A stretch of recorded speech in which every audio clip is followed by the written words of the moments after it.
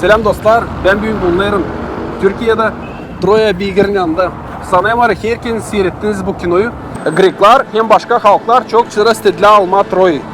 Ama onlar bir seyret alamadılar bu kasabayı. Grekler şiritlikle aldılar bu kasabayı. Siz de görüyorsunuz bu beygiri. Bu beygirin içine Grekler koymuşlar. Kimseyi söyle 50, kimseyi söyle 100, kimseyi söyle 25 asker. Bu askerleri ona içine koymuşlar. Vermişler bir bağışış Troya'ya Grekler. Troya kabul etmiş bunu bir bağışış gibi. Ona da varmış bir büyük yoğurtu vakitler. Ona bakamışlar bir büyük yoğurtu. Onun Allah'ın yoğurtusu. Da Grekler vermişler Troya'ya bu beygiri nice bir bağışış gibi.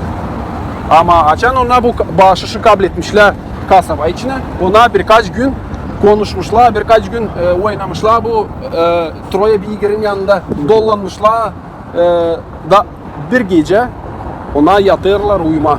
Bu gece almışlar bütün kasabı hangisini alamamışlar yıllarla. Hangisine türlü halklar cenkle gelmişler ama hiçbirisi alamamış onu. Grekler koşmuşlar fikirle bunu almışlar. Hep öyle de günahlar bizim yaşamamızda.